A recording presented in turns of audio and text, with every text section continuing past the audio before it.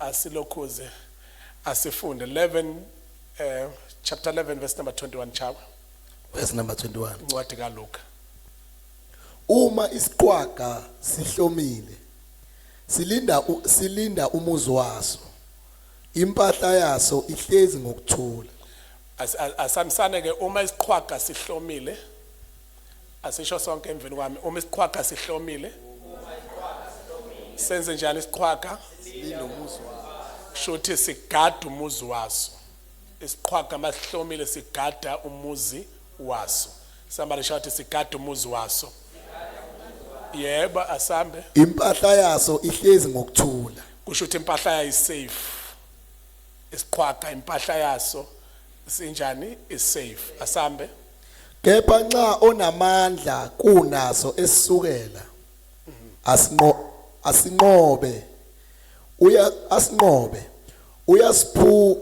uyasaphuca izikhali zaso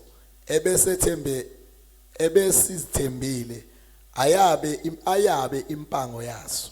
kusho ukuthi kodwa maqhamuka someone on a power ngaphezu kwalesi siqhwaga afike asilwise isiqhwaga asahlule kuthiwa uqala athathe ini ikhali akade sigabe ngazo bese mayiqeda ukuthatha ikhali bese yothatha impahla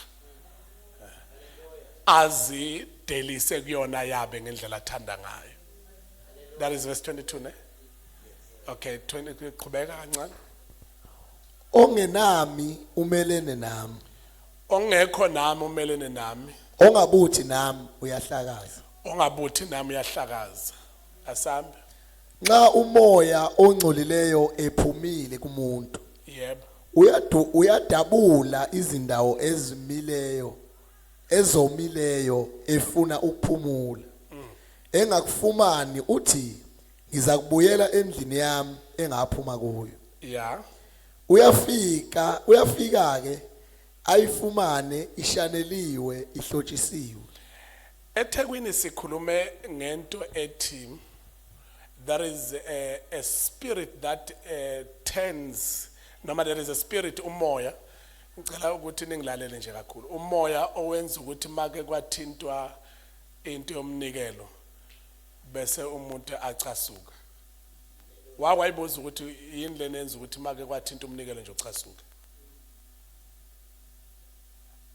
Okay asingabi kumoya asibuye nje bese uyicabanga wena nje makuthiwa kuyanikelwa unjani ucasuka.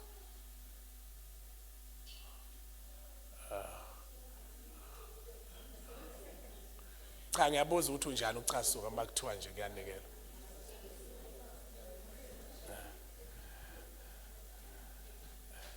All right. When ungathatha praise uyiqhathanise nokunikela ne worship uyiqhathanise nokunikela, which one that flows in your spirit? Yini flow wayo? Nani? Yini nga flow umnikelo?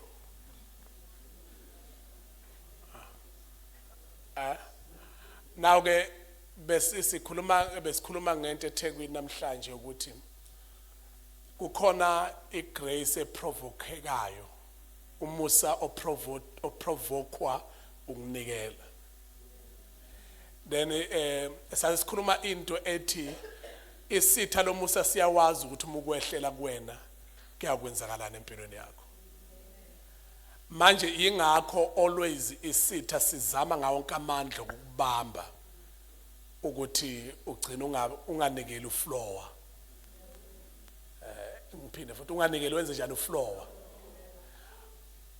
Let me just give you an example sizongena kwenye kodwa kuseyiportion engizoyijoyina le yaseThekwini so ilanda live. Umuntu kulula ukuthatha imali yakhe ayise kwenye indawo kunokuthi ayishiye endlini kaNkulunkulu. Futhi kwenye indawo akabi nayo inkinga kodwa uba nenkinga mayila. Then umbuzo ozoma uzothi uma uyithatha uyisa kwenye indawo yini eyenza ukuthi ube nenkinga la? I-answer ngikuphendule ungasangibuzanga. I-answer ukuthi uSathane uyazi ukuthi kunomusa oprovokwa yile ndawo ngoba yona le ndawo ekwazi uku-enrich umuntu. Ile ndawo kuphela ekwazi ukuthi ufike nakho ubuyele nakho sekuphila. Kodwa kwenye indawo ufika nakho ungabuyi nalutho. Manje sitha sicasulwa umusa ozosuka uprovokeke kuthiwa ukuchuyini ngesizulu ukuchumbuza. Kusho ukuthi ngamanye amazwi uma ufuna ukuthi kube khona into ethile ufuna ukuchumbuze ukuze kube khona into ezokwehla. Mawufuna amanzi ufuna ukuchumbuze iplastic ogcwele amanzi ukuze amanzi ehle. Then nalomusa awukwazi ukwehla ungawuchumbuzanga. Ingekho into eyichumbuzile. Ukhona umuntu ongizwayo. Now ke la esifunda khona sikhuluma deeper uyibuka kulokhuzana ku live ngoba besikhuluma deeper about that. Ukuthi uqobo lwakhe alibuye ngemuva qala ukuthi ulethane besikhuluma scriptural ungazocha ukuthi bishop bethu uqobo nani amen hamba ubuka scriptural. Now lana kukhulunywa ngespirit kusuke kulwa lo moya engikhuluma ngawo. Kuthiwa when oh God, when umuntu enempahla ngaphakathi, the owner of impahla uyethatha ikhali avikele impahla nayo. Bese kuthiwa ke wenze njani makufika umuntu onamandla ngaphezulu kwakhe. Kuthiwa lo fikayo ufika aqale a destroy yena. And ukuba enze njani athathe konke ngokwakhe. Kwenzakalani? It is you okufanele ukuthi kube khona into yokuba uvikele whatever that belongs to you. But the truth is kukhona isitha esingafuni ukuba wena ube blessed. Kuyaliwa is the spirit lento yenza ukuba uphile lempilo iphilayo. Kukhona into ofuna kuyiqaphele enye yazo ile ukuthi you can't be a believer but ube ucwile ikwenetini. Ngoba it is not the will of God for you ukuthi ucwile ikwenetini. Ngizokunikeza futhi ama scriptures. Let me just quote noma ngasakunikezanga in details. When uJesu ekhuluma nababhali nabafarisi khona umbhali nomfarisi owaphendula wathi uzomazi ngegama. Wathi mina Jesu ima kancane mina nginenhliziyo enhle. One ngiyakhokho kweshumi. Wathu ngiyaphaba mpofu. Wayesekhuluma le statement wathi uma kukhona umuntu engimbolekile imali sometimes ngiyamenzela lento ekuthiwa ijubile yokuthi ngithi akangabe sayibuyisa ngimuphe futhi ngaphezulu. Wathi nginesihe akekho umuntu onesihe njengami. Wasethi Jesu ngiyakuzwa kodwa umuntu engazalwa ngabusha angeke ubone umbuso wezulu. uJesu akazange dispute into ayishoyo, but uJesu ukhuluma into ukuthi ngiyakubona ukuthi wenza kahle kodwa the problem awuzelwe. Okusho ukuthi lokho okwenzayo kuyinto enhle, into eyinkinga ukuthi ungumthelisi. Uyabolekisa ngemali. Into okubolekisa ngemali uJesu was against it. There was a time, okay, ngikhote futhi bafika bathi uSaulus ucela ongokwakhe. uJesu wathi asikwazi ukwenetha uSaulus, but I must do all means ukuthi na uSaulus singamkweneti. Hamba Peter emfuleni uzothatha udoba inhlanzi yokuqala yokhipha imali usikhokhele thina sonke intela. Ngoba a Christian, a believer akufanele iphile ngaphansi kwesikweneti esizomenza ukuthi angakwazi ukukhonza uNkulunkulu. Now in my spirit when I was driving coming down here, kuvele kwagcwala into njengoba siza ngala siza ngala. Kugcwala into ethi mangathiwa khona ikholwa elikhonzayo kodwa licwile ikwenetini. May God help you to come out kuma debt, cause angeke ukwazi ukuzwa an intimacy with God. Aphinde futhi uNkulunkulu akakwazi ukuthi ube ne-intimacy naye kanti umuntu ocwile ikwenetini. It is dangerous ukucwila ikwenetini ngoba ithatha ijoy. When God said to when you go Joel chapter 2 athi na uyakubuyisela iminyaka edliwe isikhonyana bese abantu bama abayodla basutha abana kujapha. In other words, God will take away the shame. Awukwazi ukukhonza kune shame. Isitha siyakulwisa mangine shame. Then you need to uthi ngiyavolunteer ukuthi hlale phansi sibone ukuthi zingaphela kanjani ikweleti ukuze ukhonze uNkulunkulu ngokuthula.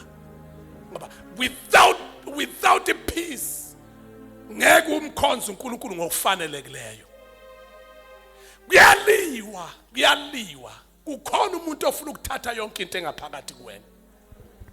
Tshelo sethu uzathi khona umuntu ofuna ukuthatha into engaphakathi kuwena. Ipoverty wena ucabanga ukuthi lokho ungabi nakho. Ipoverty ukuthi lokho kufika kwendlule. Kungabikho into isaveayo, kungabikho into osala nayo. You are poor while you have a big God. So lento ukuthi ube poor kodwa unoNkulunkulu omkhulu kangaka, it is dangerous to you, to yourself. Amen akazi ukhona leyo. So we need to fight with these strong men. Lekwazi ukunqoba wena.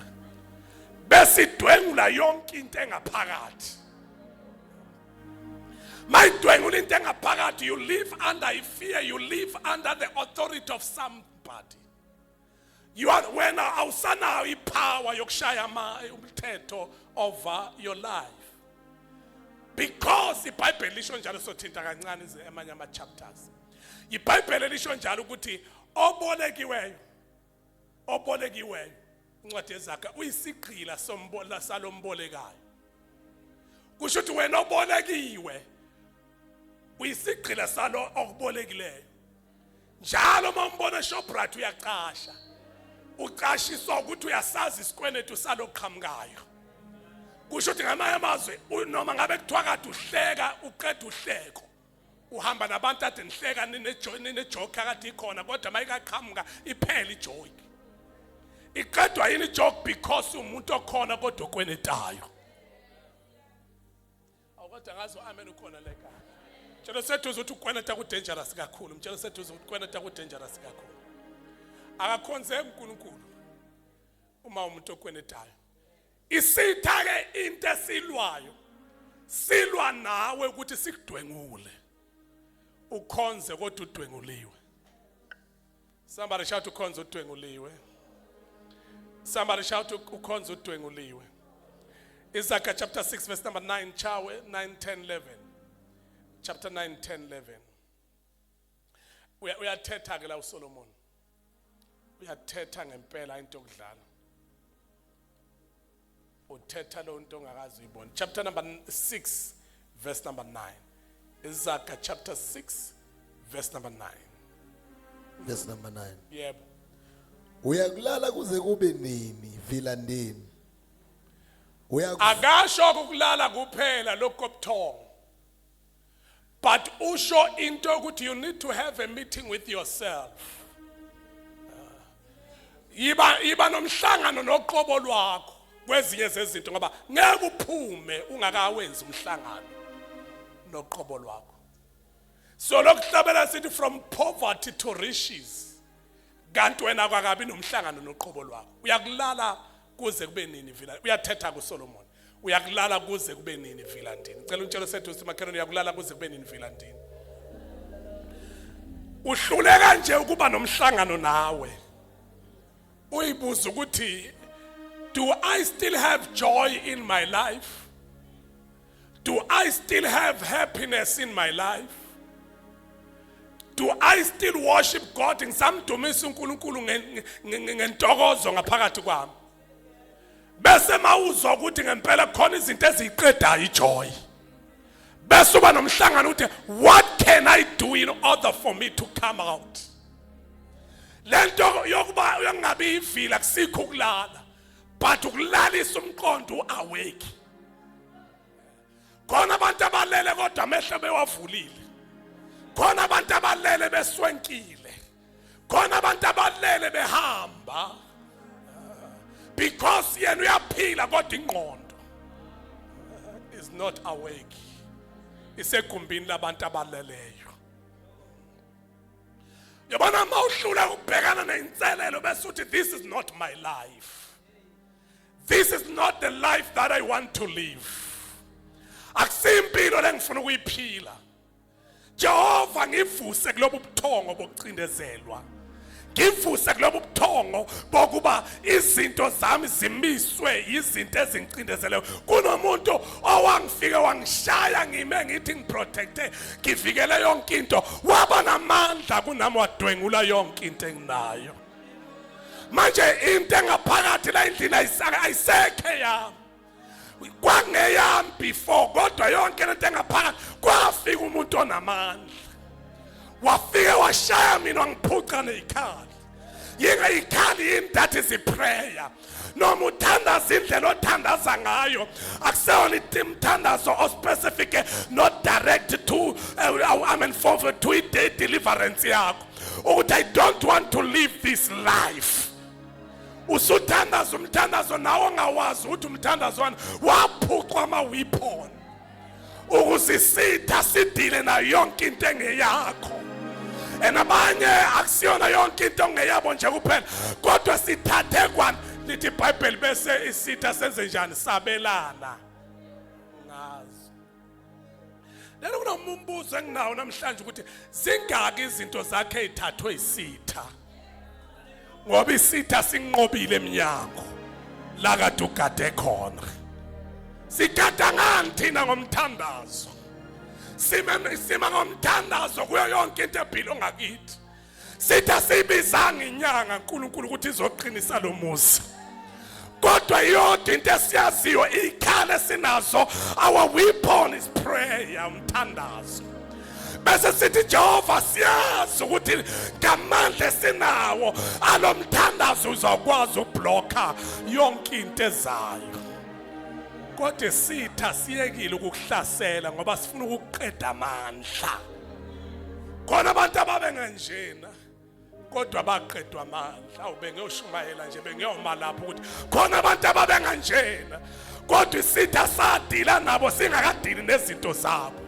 Sadila nabo kala sabaqeda amandla. Lithi iBhayibheli akagcini ngokwehlula lokade impahla yakhe, but uthi mayiqeda ukumehlula bese mephuca ikhali ukuze sitha senze into esiyithandayo kungasekho umuntu ozosilwisa. Usiyayi-enjoy impilo iphilayo, ngizobhidliza leyo nto. Tshela sethu ukuthi sizobhidliza lokho, sizobhidliza lento uSathana yenza. Tshela sethu sizobhidliza. Khuluma nosethu ukuthi sizobhidliza. Sesothandaza khona maduze manje, sizobhidliza. Khuluma ukuthi sizobhidliza. Sizolwa nesithe sathatha ikhali zethu. Abanye wathatha iprayer, namhlanje awusathandazi. Le prayer yathathwa yona owawuvike ngayo ukuthi ngasondeli nomatindane, ngasondeli notokoloshe, ngasondeli nezitha, ungasondeli nanoma ngabe yini eduze kwento enegama lakho. But namhlanje isitha sesikwazi ukungena sabe yonke into ebelonga kuwena. I resist and I refuse for devil ukuthi athathe yonke into ebelonga kuwena. Silwa noSathane namhlanje. Angithi mawusubuka ivoice elingezansi lithi umoya ongcolile uyaphuma ufuna abantu eminye imoya enamandla kunayo. Tshela sethu uzothi makhelwane lena yimpi yemoya, nalento enhlupheko yimpi yemoya, nalento ukuthi ufisa izinto zibe khona kodwa zingabe bikho yimpi yemoya. Tshela sethu uzothi nalento yokudelaya kwezinto yimpi yemoya. Tshela sethu uzothi lento eyenza ukuthi into zakho ingenzeki yimpi yemoya. Kunemimoya elwisana nawe, kunemoya elwa nawe, kune strong man esimesa kufica uvikele whatever that belongs to you, but sazokuhlwitha noma ukuhlubula yonke into engeyakho. Somebody shout hallelujah. Somebody shout hallelujah. Chawu ufike phi chawu? Yebo. Verse number 9. Yebo. Uyakuvuka nini ebuthongweni bakho na? Yeah. Ubuthongo obuncane. Ukozela okuncane. Lento ephilonga kuyona ipower kuwena inamandla kabayifuna ukuthi ulale kancane. Ngoba nansi into ebhlungu. Sometimes into kaNkulunkulu uyithatha ujulukile ngefasting eningi. Uyithole ngefasting abanye ngo30 days fasting abanye ngo21 abanye ngo7 days. Kodwa ithathwa isitha ngobuthongo obuncane. Awungizwanga ngiyaphinda futhi. Mawuyilanda uyilandi kalula. Mawuyilanda uyilanda ujuluka. Kodwa mhla izolandwa kuwena ngobuthongo obuncane. Ayukho umuntu ongizwayo ngiyaphinda futhi. Tshela sethu ukuthi makhelwane uyilanda ujuluka. Kodwa mhla izolandwa izontshontshwa isitha ngobuthongo obuncane. In other words angifaka kuze ngibuye sekwi level yakho. Mhla izolandwa unganako okuncane. Lokhu unganako okuncane kuzolanda lento akade uyijulukele for isikhathi eside. Asambe chawo, yes. Ukusonga izandla kancane kuze kulalwe. Kusho ukuthi ngamanye amazwi once wathi izandla nje. Wayisonga kancane. Yabona lapho bengashumayela ukube kuthiwa benginesikhathi. Ngithi sometimes khona abantu abathi ngisathi ukusonga kancane izandla. I didn't left God, but I left church. Kusho ukuthi ngamanye amazwi uthini uthi ake ngithi ukusonga kancane izandla. Ngesikhathi esonga kancane izandla khona into ezayo. Etshelo sethu sikhona into ezayo. Khuluma noseduze uthi makhelwane khona into ezayo. Mtshelo seduze uthi kuyakhulunywa enkonzweni makhelwane. Mthetho kuyakhulunywa enkonzweni uthi ngokusonga kancane izandla. Lento mhla uyilanda uyayijulukela kodwa kancane nje izandla. Kodwa lento mhla uyilanda uyajuluka kodwa kancane izandla. Wayisonga kancane nje. Kwenzakala njalo. Bese kuthi ubumpofu bakho bufike njengomhambuma. Awuphinde futhi uqale phansi ngoba ngathabeza awuphinde futhi uthi bese kuthi ubumpofu bakho bufike njengomhambuma. Kusho ukuthi ngamanye amazwi makuthiwa bakho kusho ukuthi lento ine identity ukuthi kwangeyakho before. Kodwa yahanjiswa ukuthi izandla bewungayisonganga. Immediately isonga leyanti ibuya ifika yenze njani chawe. Ubumpofu bakho bufika njengomhambuma. Nokuswela kwakho njengomuntu wesihlanu. Angithi ayizwa ukuthi sihlanganisa manje 11 21 no 22 no 23 lokuthi umoya uyahamba uzulazula. Ufune umoya onjani onamandla kunawo. Na kuthiwa ke lo bumpofu bakho ngendlela owawuhlupheka ngayo.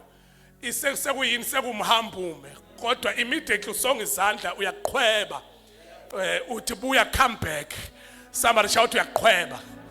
Kuthiwa make kwabuya kubuya kuze kubani kuze kuwena. Bese kwenzani chawo? Nokuswela kwakho njengomuntu wesihlanu. Umuntu omubi umuntu wokona nguye ohamba nomlomo ophambeneyo. Anizwanga ngcono ngisho ukuthi ngithandaze. Niyayizwa lento lethithini? Kusho ukuthi mase kubuya lenhlupheko kuphambana ne declaration ne confession. Aningizwanga mase kubuya lenhlupheko kwenzakalana. Ayihambi yodwa phela ihamba nobubi. Ipoverty ihamba nobubi. And bese fika kweni shintsha ne confession. Awubusakhuluma ngendlela kade ukhuluma ngayo ngesikhathi izandla ungayisonganga.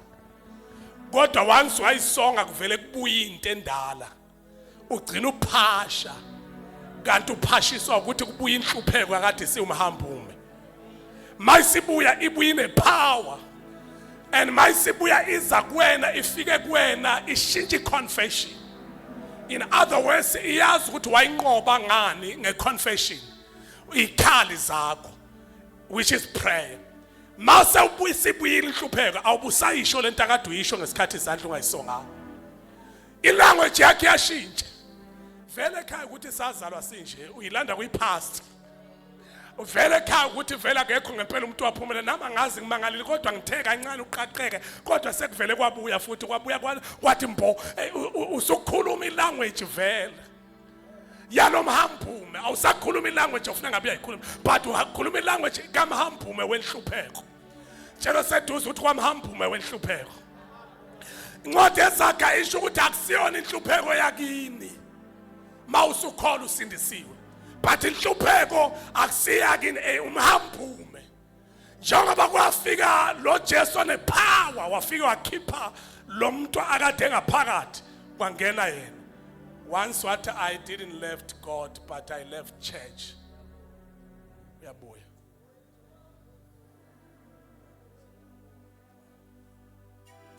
Omunye besethi hawu bakithi bayaqalekisana abafundisi. Sometimes abanye ngangengiphi ukuthi bayaqalekisana. Angazi ngoba mina akaze ngiqalekise umuntu ohambayo. Amen. Somebody shout hallelujah. But kukhona into okufuneka uyazi ukuthi kwesinye isikhathi ukusonga izandla kulanda amadimoni amadala. So said ukuthi makhona kulanda amadimoni amadala. Once what decide usukudecide kabi ukusonga izandla. Once wasonga izandla kubuya amadimoni amadala akade aphuma kuwena. Kubuye namadimoni obaba mkhulu ophondo lwendlovu. Kubuye namadimoni somebody shout hallelujah. Kuthiwa kodwa manje mayiseguga wazi wafana naye ngempela uRoslina. Kuthiwa uRoslina umkhumbula uRoslina loyana bamchaza uRoslina ukuthi wayenjani, but indlela aguga ngayo uguga njengaye ke manje izinto ayizo nase siyayibona kanti usonga izandla. Ngiyanqaba ukufa ngifana noRoslina, ngiyanqaba ukufa ngifana noAlfina, kodwa ngifuna ukufa ngifana noJesu. Somebody shout hallelujah. Thina seduze ukuthi makhe ngihambe naye bese ngiyosonga izandla. Thina seduze ukuthi ukusonga izandla nje ku dangerous. Khuluma noseduze ukuthi ukusonga izandla ku dangerous, ukusonga izandla ku dangerous. Ubuthongo obuncane. Ubuthongo obuncane athi ngiphumule kade ngiyiphusha lo mshikashika. Ubuthongo obuncane. Ubuthongo obuncane. Kade ngiseva ubuthongo obuncane. Ubuthongo obuncane. Kade nginikela ubuthongo obuncane. Kade ngithandaza ubuthongo obuncane. Ufikile kubani? That is verse 9. Verse number 12. Usuku 12 manje. Yes. Okay. Kulungile. Verse number 13. Asofunde nje. Sithandaze nawo 13. Oqwayiza amehlo eshudula ngezinyawo zakhe ekhomba ngeminwe. Ubuphoxo busenhlizweni yakhe. Uceba okubi ngesikhathi sonke, ususa ukucabana. Ngalokho ingozi yakhe iyakufika ngokuzumayo, ngokuphazima kweso uyakuphulwa, kungabikho ukuphiliswa. All right. Ayisingahlazile ngicela ugijime sivale ngaleli. 14 minutes past 2 o'clock. Proverbs chapter number 13 verse number 18. Gijima uvule 13 verse number 18. Verse number 18. Yes. Ubumpofu nehlazo kukuye onqaba ukulaywa. Kepha onaka ukusolwa uyadunyiswa.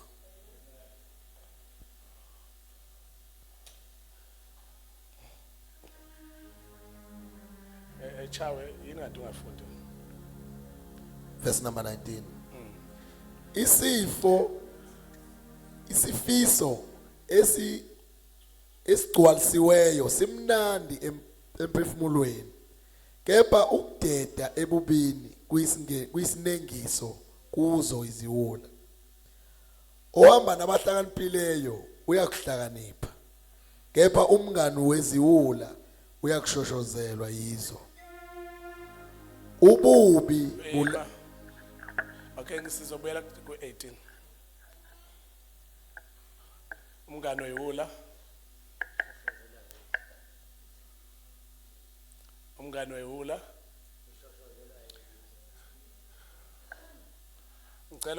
Ngicela nje uzama ukugijima nje general.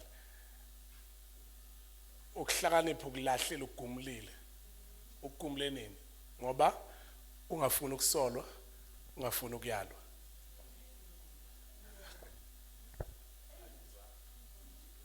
ukuhlakanipha ukugumule nini kusho iBhayibheli akusho uBishop ukugumule nini ukuhlakanipha ngoba ungafuni ukwenza njani ungafuni ukwenza njani kusho ukuthi ongasolwa nongayalwa akahlakaniphanga kodwa umuntu ofuna ukukhula and somebody ofisa ukuba greater umuntu osolwayo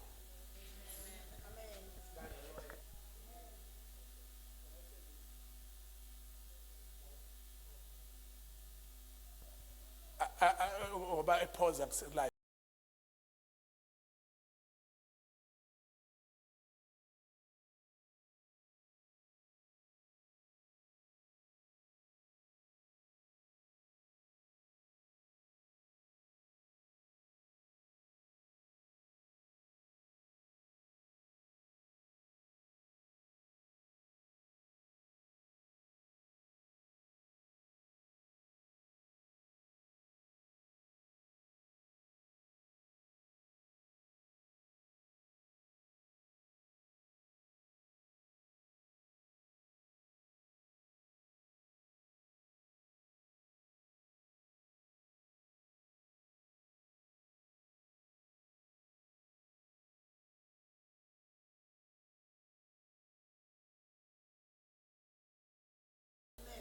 once wangafuna ukwenza njani ukuyalwa nokusolwa ugumula ukuhlakanipha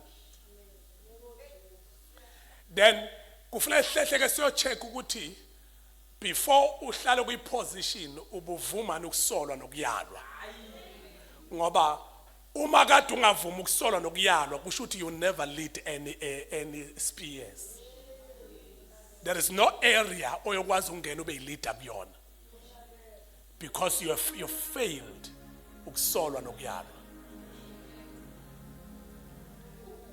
and leyo nto leyo kuthiwa akulethi nomani kodwa akulethi poverty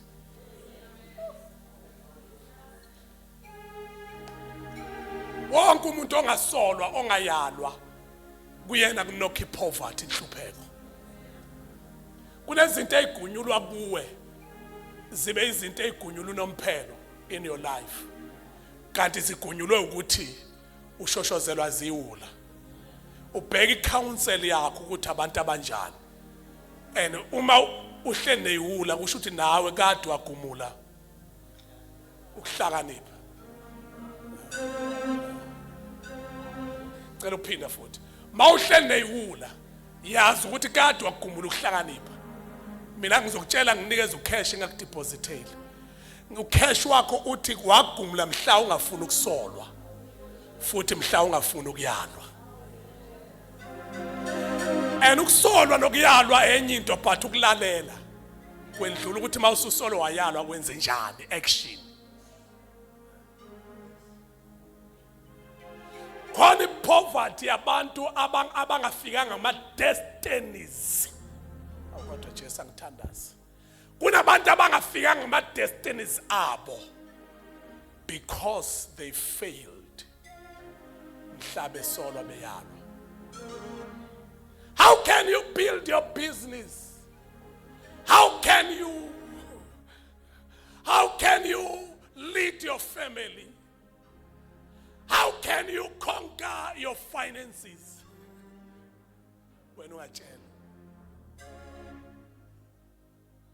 sengathi ungatshela seduze ukuthi makhelwane spirit songatshelwa se dangerous senze poverty eumhambume izonokha kwakho ngoba wena ufuna ukutshelwa wena awufune ukutshelwa wena ngiyaphinda awufune ukutshelwa wena tshelo seduze mawungafune ukutshelwa yazi ukuthi inhlupheko ngeyiphume kwakho uthi omunye kwami kanjani ngoba ngihlala ekhaya ngisho kuwena empilweni yakho wena uyohlupheka phakathi egcikeni lakini uhluphekiswa ukuthi awufune ukutshelwa egcikeni lakhe sekhaya nje awuthi kusho uBishop yini chawe yimini oshoyo livesa ngithi uverse number bando verse number ulungile chawe cheshe sayisithandazo obusuku yangibambezela yak 18 verse number 18 verse number 18 yebo ubumpofu nehlazo kukuye onqaba ukulaywa phinda futhi kepha onaka ukusolwa uyakudunyiswa Phinda futhi that verse phinda. ubumpofu nehlazo kukuye onqaba ukuyalwa Kuyalamana lezi zinto kuvele kube amawele kuza kuye kanje. Inhlupheko nehlazo. Tshela sethu sinhlupheko nehlazo kuza kuwena. Phinda chawe phefunda futhi. ubumpofu nehlazo Asime ngenyawo yebo. kukuye onqaba ukuyalwa Funda chawe. ubumpofu nehlazo kukuye onqaba ukuyalwa Yebo.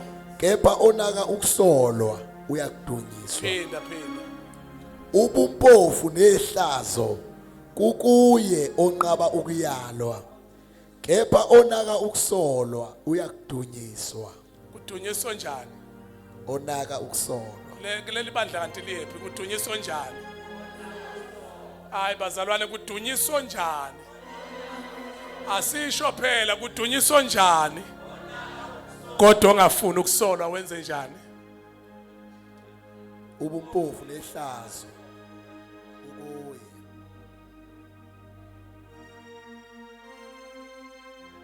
Anti abantu silwa nepoverty in many ways. Because when ucabanga imali kuphela kodwa kukhona nento ukuthi umuyalwa unjani. Namhlanje ukuthi umuyalwa nje unjani. Unjani ukureject into. Unjani into mayingena ngapha ngoba the definition yokulalela ithi definition yokulalela khona ungasho definition yokulalela. Come on bazalwane, definition yokulalela ithini? Khulumani phela kakhulu nayo nisho definition yokulalela ithini? Makuthiwa uma nilalela nokulalela izwi lami niyakudla okuhle kweze kushiwo kuthiwa mani lizwa lishunyelwa likhuluma lingena ngendlela. Ukulalela kusikho ungena but ukulalela ukuthi lingene bese uyenza. Ukulalela definition yokulalela injengale uJesu uthi there were two sons kalo yababa. Uthi kwakhona amadodana amabili. Uthe yodwa wathi hamba uyongenzela ukuthi ensimini. Ensimini na? Kodwa wamthuma wathi lo munye ngicela uyongenzela ukuthi. Wasuka lo. Wathi baba, lona wathi baba ngizawukwenza. Njengoba usho nje. Wasuka mayise sesukile eduze kwamehlo kaBaba akangakwenza. Wavela wathi hayi ngeke ngize ngidlale mina uBaba hayi ube ngiyenze lo nto akangakwenza. Kuthiwa bizenye indodana wathi ngicela uyongenzela esho into efanayo nale ayisho kulo. Wathi ngicela uyongenzela. Kuthiwa ngesikhathi ifika le ndodana yanqaba phambi kaBaba yathi ngeke ngikwazi baba. Athi ngiyakuzwa kodwa ngeke ngikwazi. Kuthiwa ngesikhathi inqaba phambi kaBaba ukuthi ngeke ngikwazi. But kuthiwa imayisuka emehlweni kaBaba yahlulwa izwi likaBaba. Yahamba yayenza into uBaba the. Kodwa phambi kwamehlo akhe inqabile. Phambi kwamehlo kaBaba. Kodwa ithema isiflathele yayenza lento. Lona othe yebo ngiyoyenza wasuka kangayenza. Kwathiwa yiphi enza intando. Enza intando kaBaba. Abanye bathi hayi lo wavumayo wathi ngiyoyenza then wathi uJesu cha yilo nqabile kodwa uthema isesuka emehlweni kaBaba wahamba wayenza kusho ukuthi wehlulwe yini wehlulwe izwi likaBaba akafunanga ukuthi avele eumuntu owamukelekile phambi kwamehlo kaBaba kanti mayise sesukile phambi kwamehlo kaBaba akayenzi lento akade ekhulunywa ideflation ke leyo yani yokulalela idefinition yokulalela izwi malingena liba active ini ngaphakathi kuwena uyakwazi ukwehlulwa izwi ungasekho endaweni yokureceive awakekho umuntu omzulu la ungasekho endaweni yokureceive wenza into uthi ngoba ngafundiswa uyenze kodwa engasekho lo wakufundisayo ideflation into okwekhaya la ngizalwa khona Assembly of God kuyebe ukuthi base kwenza izinto izinto kumoyedwa athi ubaba ubhenga kashongo kanje kusho ukuthi wafundisa kwaze kwandlula ekufundiseni kodwa into ayifundisayo bayenza noma kadalala kodwa isaringa ngaphakathi into ayifundisayo udangerous umuntu ongasolwa